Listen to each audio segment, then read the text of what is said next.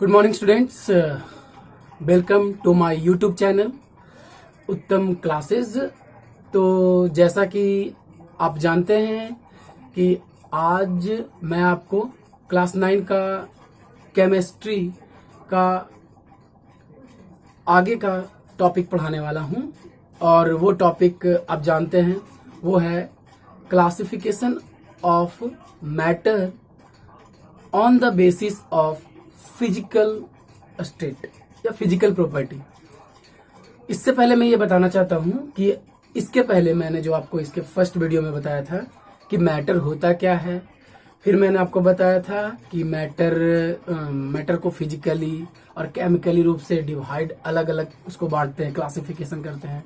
फिर मैंने बताया था कि मैटर जो होता है छोटे छोटे पार्टिकल से बना होता है, उसका एविडेंस मैंने आपको बताया था।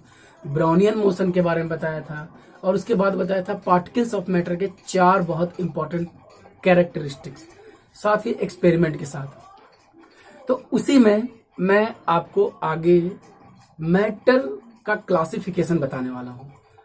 तो मैं ऐसा आशा करता हूं कि इसके पहले का जो टॉपिक है वो आपने देखा होगा और आपको समझ में आया होगा।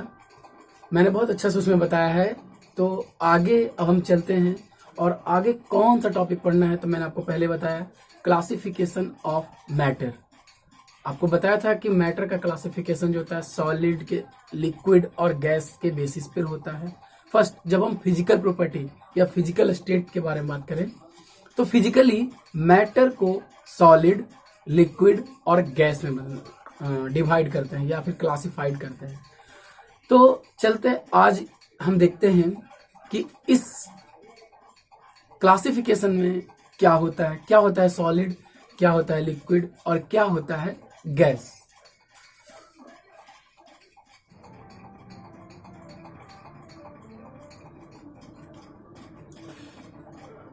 ओके, तो चलते हैं हम आगे, और प्लीज ध्यान से देखिएगा। मैं आपको बताने वाला हूं कैसे क्लासिफाइड किया जाता है। तो सबसे पहले मैंने जो लिखा है classification of matter on the basis of physical state. आप ध्यान से सुनकर ना इसको आसानी से आप नोट्स भी बना सकते हैं और समझ भी सकते हैं। तो आप बहुत अपने प्रीवियस क्लासेस में पढ़े होंगे कि मैंने मैटर का क्लासिफिकेशन यहाँ पर लिखा है, classification of matter on the basis of physical state, या इसी को बोल सकते हैं फिजिकल प्रॉपर्टीज। फिजिकल प्रॉपर्टीज या फिजिकल बेस पर। तो मैटर को फिजिकल प्रॉपर्टी के अनुसार 3 में बांटा जाता है। एक को कहते हैं सॉलिड, एक को बोलते हैं लिक्विड और एक को बोलते हैं गैस।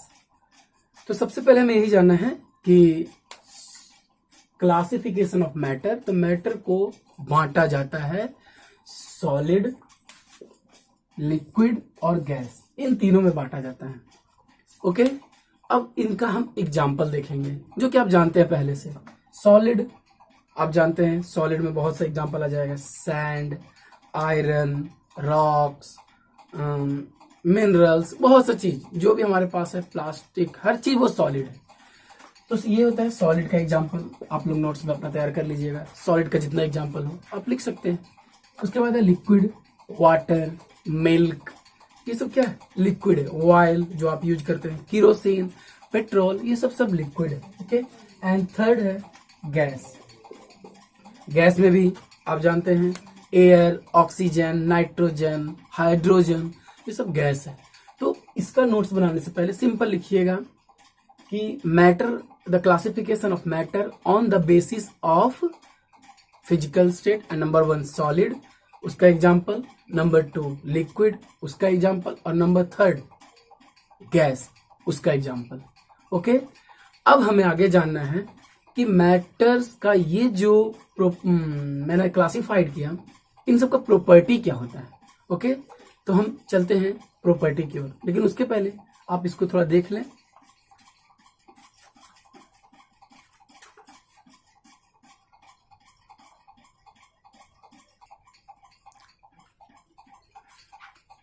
ओके, तो अब हम देखते हैं। तो हम कुछ नहीं करेंगे, बारी बारी से सबको पहले लिख देंगे।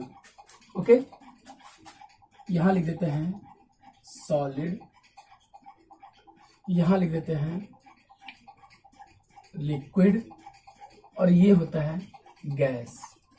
ओके, और हम इन सब का क्या पढ़ने वाले हैं? प्रॉपर्टी। ओके, हम यहां पर लिख सकते हैं प्रॉपर्टीज। सॉलिड का क्या प्रॉपर्टी होता है, लिक्विड का क्या प्रॉपर्टी होता है, और गैस का क्या प्रॉपर्टी होता है। तो जैसा कि आप अपने प्रीवियस क्लासेस में बचपन में आप पढ़े हैं कि सिंपल सॉलिड कहते किसको है, तो हम बताते थे कि सॉलिड जो होता है स्टेट ऑफ मैटर होता है, मैटर का एक स्टेट होता है जो कि क्या करता है, तो जिसका कि वॉल्यूम फिक्स होता है और शेप भी फिक्स होता है। तो यहां पर लिख सकते हैं फिक्स वॉल्यूम एंड फिक्स, क्या लिखेंगे? शेप। सेम अगर हम लिक्विड में देखेंगे तो इसका फिक्स वॉल्यूम होता है एंड शेप इसका फिक्स नहीं होता है। ओके, तो लिख सकते हैं नॉट फिक्स्ड, जो भी क्या लिख सकते हैं, या फिर इनडेफिनिट वॉल्यूम लिख सकते हैं, शेप, सॉरी शेप। सॉलिड का जो फिक्स वॉल्यूम होता है और फिक्स शेप होता है। उसके बाद इसका क्या होता है, ना ही इसका वॉल्यूम फिक्स होता है, ना ही इस, आप लिख लीजिएगा अपने नोट्स में, ना इसका वॉल्यूम फिक्स होता है और ना ही इसका शेप फिक्स होता है। मतलब दोनों हम अलग अलग करके लिख लेंगे। सॉलिड का तो लिख सकते हैं solid have a fix volume and a fix shape. उसके बाद लिक्विड का जब लिखेंगे प्रॉपर्टी, तो सबका बहुत सा प्रॉपर्टी है, पहले हम प्रॉपर्टी देखते हैं, ठीक है ना। इसके बाद इसको लिख सकते हैं डज नॉट कंप्रेस्ड। मैंने ये कंप्रेस लिखा है, डज नॉट कंप्रेस, ये कंप्रेस नहीं होता, इसको दबाया नहीं जा सकता। ओके, इसको कैन बी, ये सिंपल लिख सकते हैं, कैन भी नहीं लिखेंगे, कैन भी नहीं लिखे, सिंपल ये कंप्रेस हो सकता है, ठीक है ना। डायरेक्ट हम लिखते हैं, आप अपने नोट्स में तैयार कर लीजिएगा, ये कंप्रेस हो सकता है और ये भी कंप्रेस हो सकता है। आप अपने नोट्स में तैयार कर सकते हैं सबको बारी बारी से बनाकर। दो मैंने प्रॉपर्टी बता दी आपको। थर्ड प्रॉपर्टी जो इसका होता है डेंसिटी, इसका होता है हाई डेंसिटी। इसका डेंसिटी बहुत हाई होता है, डेंसिटी आप जानते हैं। ओके, तो इसका डेंसिटी क्या होता है? हाई। मतलब डेंसिटी जो होता है उसको कहते हैं कि कुछ जगह पर बहुत ज्यादा वॉल्यूम, ठीक है ना। तो मतलब बहुत ज्यादा मास, कुछ वॉल्यूम पर बहुत ज्यादा मास, मतलब बहुत ज्यादा एक जगह पर बहुत सी चीज, बहुत ज्यादा उसका वजन होगा, तो उसको हम बोलेंगे डेंसिटी। इसका हाई डेंसिटी होता है।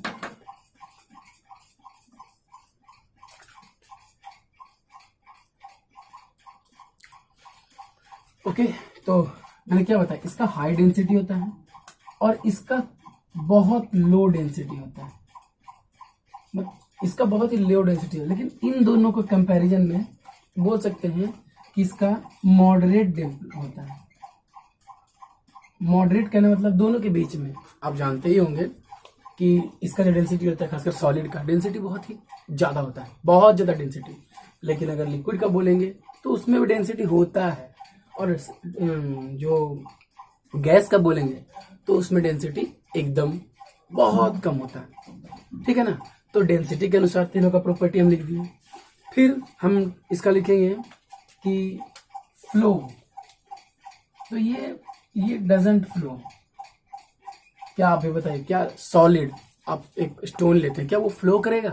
फ्लो मतलब होता है बहना, नहीं, तो वो फ्लो नहीं करेगा। तो ये तो फ्लो करता है। ओके, ये फ्लो करता है, और ये तो बहुत ज्यादा फ्लो करता है। एक मतलब गैस जो होता है बहुत ज्यादा फ्लो करता है, थोड़ा सा लेकिन बहुत ज्यादा फ्लो करने का काम करता है, ठीक है ना। तो आपको सबका बारी बारी से नोट्स इसी तरह से सबका प्रॉपर्टी लिखना है। ओके, कि सॉलिड का क्या प्रॉपर्टी होता है, लिक्विड का क्या प्रॉपर्टी होता है और गैस का क्या प्रॉपर्टी होता है। और विथ एग्जाम्पल जैसे आप लिखेंगे प्रॉपर्टी ऑफ सॉलिड, तो सॉलिड का प्रॉपर्टी में पहले सॉलिड का एग्जाम्पल अपने कॉपी पर लिख लीजिएगा। उसके बाद ये जितना भी है और भी आपको मिलेगा, जब आप बुक्स पढ़ेंगे तो आपको मिलेगा ये कंटेनर को फिल नहीं करता है। ओके, अगर आप किसी सॉलिड को किसी बड़े कंटेनर में रख लेंगे तो वो पूरा का पूरा उसको फिल नहीं करेगा, ये भी एक इसका प्रॉपर्टी है। लेकिन वाटर जो है पूरा का पूरा फिल कर देगा। ओके, और गैस जो है वो भी पूरा फिल कर देगा। कंटेनर का मतलब कोई बर्तन उसमें अगर रखेंगे तो ये हुआ पहले मेरा प्रॉपर्टी कि सॉलिड, लिक्विड और गैस जो कि मैटर को क्लासिफाइड किया गया है इन तीनों में, तो इसका क्या प्रॉपर्टी होता है, गुण क्या होता है, जो कि एग्जाम के लिए बहुत इंपॉर्टेंट है। तो आप इसको पहले याद रखिए कि ये सॉलिड है, ये लिक्विड है और ये गैस है। ओके, अब आगे हम चलते हैं ऐसा क्यों होता है, ये जितना भी है इसका प्रॉपर्टी क्यों होता है ये हमें आगे पढ़ना है। तो उसके पहले आप एक थोड़ा सा कुछ सेकंड इसे देख लीजिए।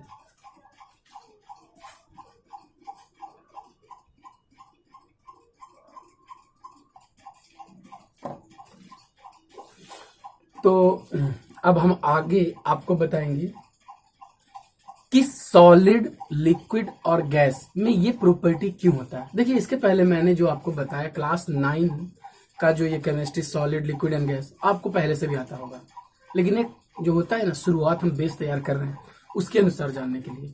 तो ये हमें पता था पहले कि सॉलिड में डिफिनिट शेप, डिफिनिट वॉल्यूम होता है, कंटेनर को इजीली नहीं भर पाता है, ये सब हमें पता है प्रॉपर्टी। लेकिन क्यों होता है ये प्रॉपर्टी मैं आपको बताने वाला हूं। तो ये प्रॉपर्टी बताने के पहले मैं आपको एक कॉन्सेप्ट बताऊंगा, वो कॉन्सेप्ट आप ध्यान से देखिएगा। मैं सबसे पहले 3 फिगर बनाता हूं। ओके, एक ये फिगर हुआ, एक ये फिगर हुआ और एक ये तीनों फिगर है। ओके, थोड़ा सा इसे छोटा कर देते हैं। इस कॉन्सेप्ट से आपको बहुत अच्छा से समझ में आने वाला है, तो आप ध्यान से इसको देखिए।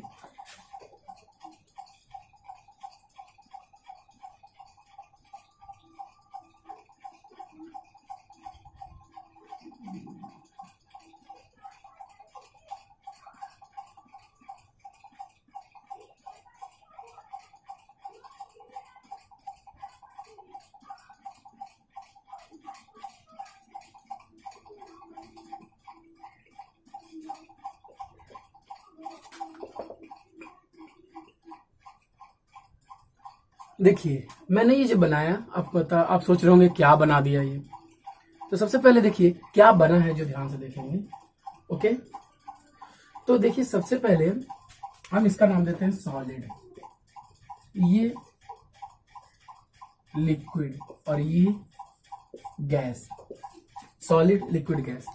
अब हम कैसे बताएंगे, तो देखिए कुछ बेसिक है जो मैं अगर आपको बताऊंगा उस बेसिक से आपको पूरा समझ में आएगा ऐसा क्यों होता है। ओके, सारा प्रॉपर्टी क्यों होता है ये। देखिए ये जो है मैंने जो यहाँ पर राउंड से बताया है, ये मानते हैं मॉलिक्यूल्स हैं, आपको बताए थे पहले, या पार्टिकल्स बोल सकते हैं।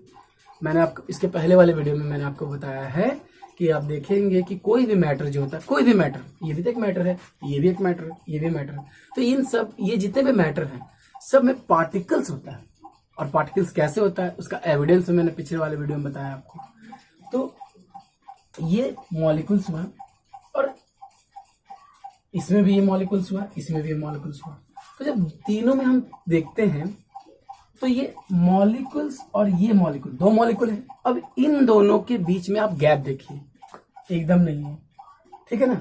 तो इन दोनों के बीच का गैप को बोलते हैं इंटर मॉलिक्यूलर स्पेस। जो यहाँ पर बहुत से मॉलिक्यूल है ना, 1 मॉलिक्यूल, 2 मॉलिक्यूल, 3, बहुत से मॉलिक्यूल हैं। तो इन सब मॉलिक्यूल के बीच, 2 मॉलिक्यूल के बीच कुछ स्पेस होता है, कुछ जगह होता है, उसको बोलते हैं इंटर मॉलिक्यूलर स्पेस।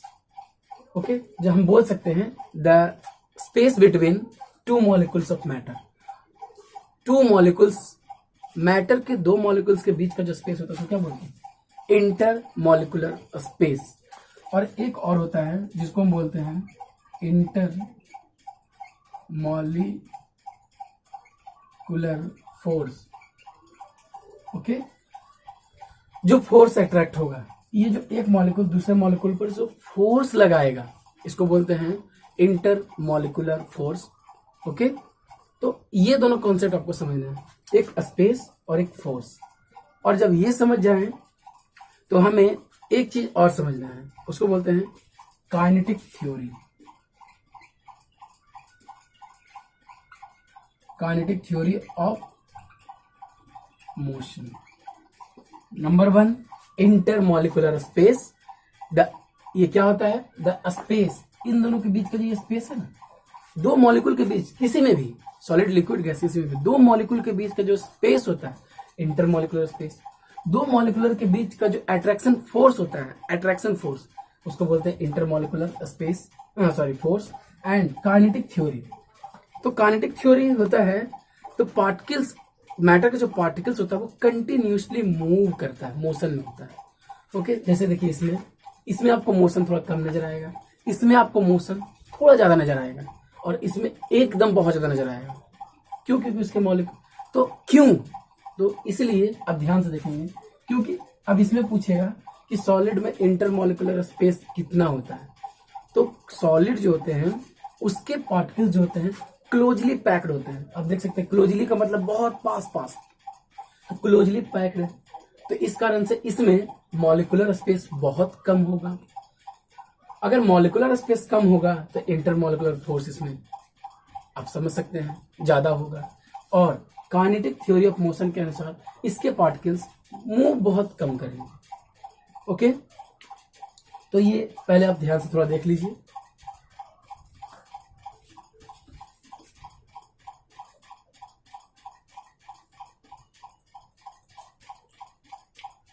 तो आपने देखा, तो ये सॉलिड में क्या होता है, इंटरमॉलिक्यूलर स्पेस बहुत कम होता है, और कम होगा तो उनके बीच का जो फोर्स होगा, दो मॉलिक्यूल्स के बीच का जो फोर्स होगा, इसके और इसके, कोई भी दो मॉलिक्यूल्स के बीच का फोर्स बहुत स्ट्रॉन्गर होगा। ओके, एंड काइनेटिक थ्योरी, तो काइनेटिक थ्योरी मैंने आपको पहले ही बताया। काइनेटिक थ्योरी है क्या? तो ये क्या होता है कि एक थ्योरी होता है जिसके अनुसार it is the theory in which the particles of matter continuously move, continuously motion में होते हैं। तो क्या ये बहुत ज्यादा मोशन में होगा? नहीं। क्या ये मोशन में होगा? तो हाँ, क्योंकि ये लूजली पैक्ड है। कहने का मतलब ये स्ट्रांगली क्लोजली पैक्ड है इसके पार्टिकल्स, लेकिन इसके पार्टिकल्स लूजली पैक है, और इसका तो फ्रीली होता है, बहुत ज्यादा फ्रीली होता है। तो अब स्पेस इसमें ज्यादा होगा इसके कंपैरिजन में, ठीक है ना, और इंटरमॉलिक्यूलर फोर्स इसमें इसके कंपैरिजन में थोड़ा कम लगेगा। और काइनेटिक थ्योरी मोशन जो उसका पार्टिकल्स मूव करेगा ये इसमें थोड़ा इससे ज्यादा करेगा। लेकिन इसमें हम इसमें देखते हैं इंटरमॉलिक्यूलर स्पेस इसमें क्या होगा, बहुत ज्यादा होगा, इतना तो स्पेस है। ओके, इंटरमॉलिक्यूलर फोर्स बहुत कम होगा। क्यों? क्योंकि बहुत दूर दूर पार्टिकल्स है ना, तो फोर्स बहुत कम लगेगा ना। अब दो बच्चे हैं, अब दोनों बहुत दूर दूर है, तो उनके बीच का फोर्स बहुत कम, लेकिन दोनों अगर क्लोजली पैक्ड हैं तो बहुत ज्यादा लगेगा, और ये तो एकदम दूर हो जाता है। और काइनेटिक थ्योरी ऑफ मोशन के अनुसार पार्टिकल्स मूव करेंगे, तो इसमें जो पार्टिकल्स है वो मूव बहुत एकदम फ्रीली मूव करेगा, बहुत ज्यादा मूव, लेकिन इसमें थोड़ा सा कम करेगा, इसमें तो करेगा ही नहीं, क्योंकि क्लोजली पैक्ड होते हैं ना, नहीं कर पाएंगे। अब ये थ्योरी अगर आप समझ गए तो आप इसके सारे प्रॉपर्टी को आराम से बता सकते हैं। जैसे देखिए, सबसे पहले ध्यान से देखिए, तो हम बताए थे, थोड़ा सा पहले इसको देख लीजिए आप। ओके,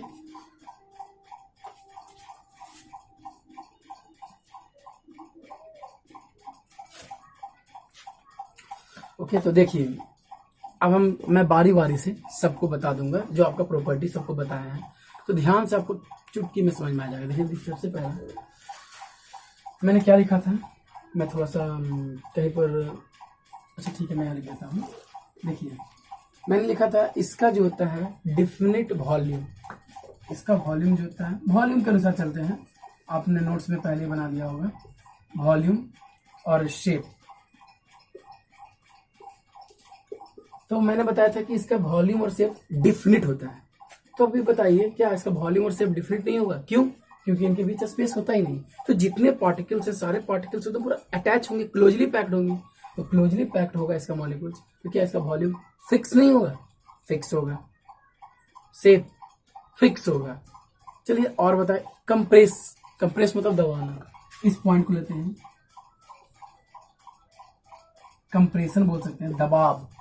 तो क्या इसको दबाया जा सकता है? अगर आप दबाएंगे तो आप तभी दबा सकते हैं जब इनके बीच इंटरमोलिकुलर स्पेस हो। ओके, लेकिन इनके बीच तो इंटरमोलिकुलर स्पेस है ही नहीं। तो जब नहीं है इंटरमोलिकुलर स्पेस, तो इंटरमोलिकुलर स्पेस नहीं है तो क्या इसका जो अंदर का जो फोर्स होगा दो मॉलिक्यूल्स के बीच बहुत ज्यादा फोर्स होगा। तो क्या आप इसको प्रेस कर सकते हैं? नेवर, प्रेस नहीं कर सकते। तो जितने भी सॉलिड होते हैं उनमें क्या होता है? कंप्रेशन बहुत, मतलब हम डजंट कंप्रेस, हम इसको कंप्रेस नहीं कर सकते। ये इसका दूसरा प्रॉपर्टी था। और इसी बेसिस पर थर्ड था डेंसिटी।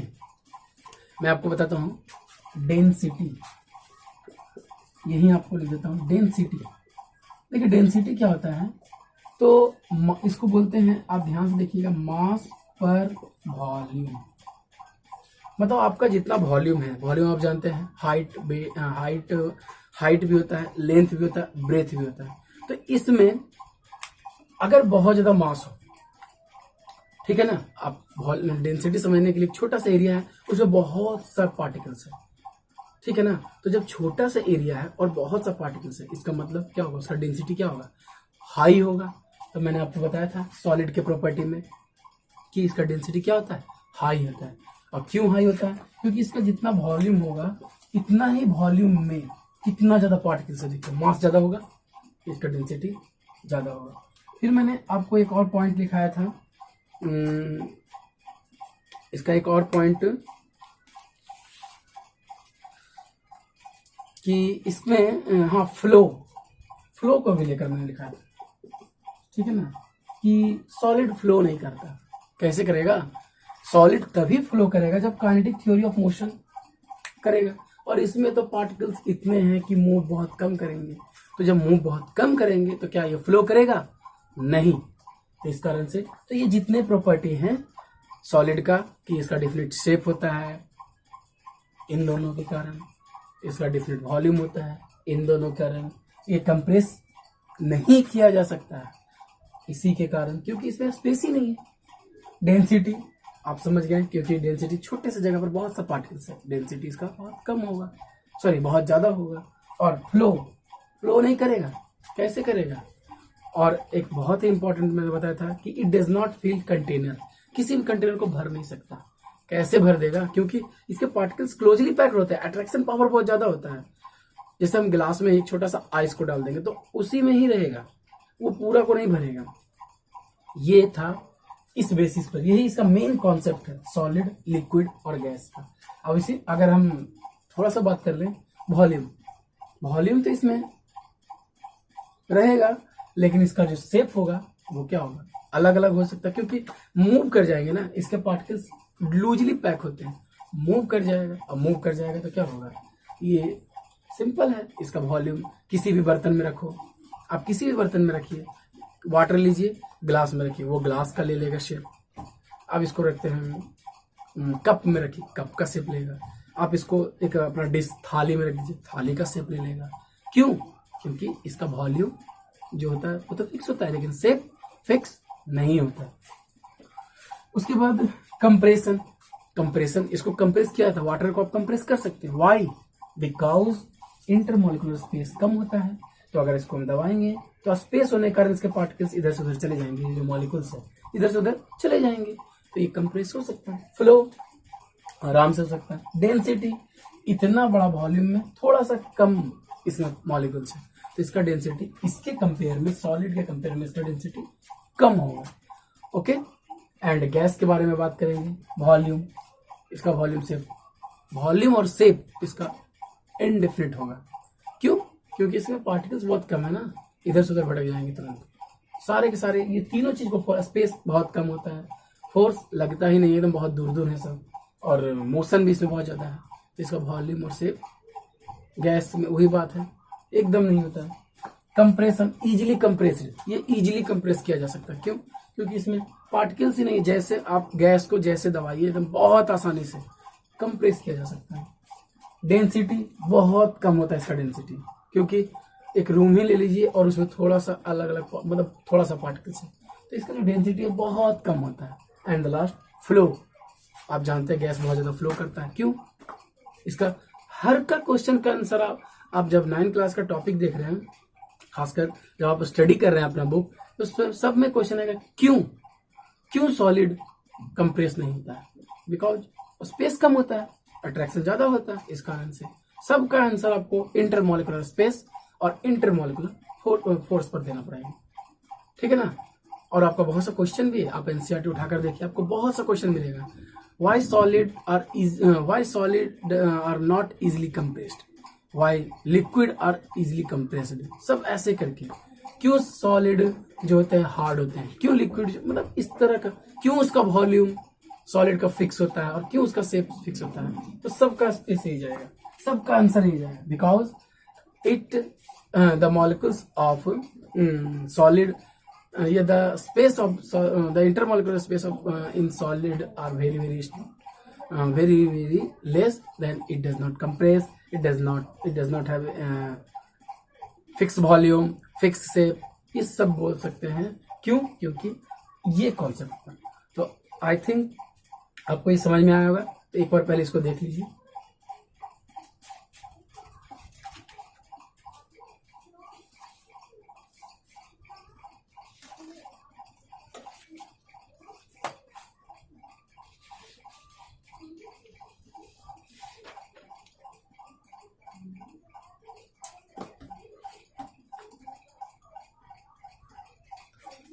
तो आई होप आपको समझ में आ गया होगा। तो आज की क्लास में मैं आपको सिर्फ सॉलिड, लिक्विड और गैस का सिर्फ क्लासिफिकेशन बताया, और मैं ये बताना चाहता हूं कि सबसे पहले इसको ध्यान से देखिए, मैंने जो कॉन्सेप्ट समझाया, और बाकी आप बुक पढ़िए, आप अपना बुक पढ़िए, जो भी आप बुक यूज करते हैं, ठीक है ना, वो बुक को पढ़िए ध्यान से। और सब में आपको ये कॉन्सेप्ट, ये जो मैंने कॉन्सेप्ट आपको फिगर बनाकर बताया, इस कॉन्सेप्ट को ध्यान से देखिएगा तो सारे क्वेश्चन का आंसर आप इजीली कर सकते हैं, बहुत इजीली।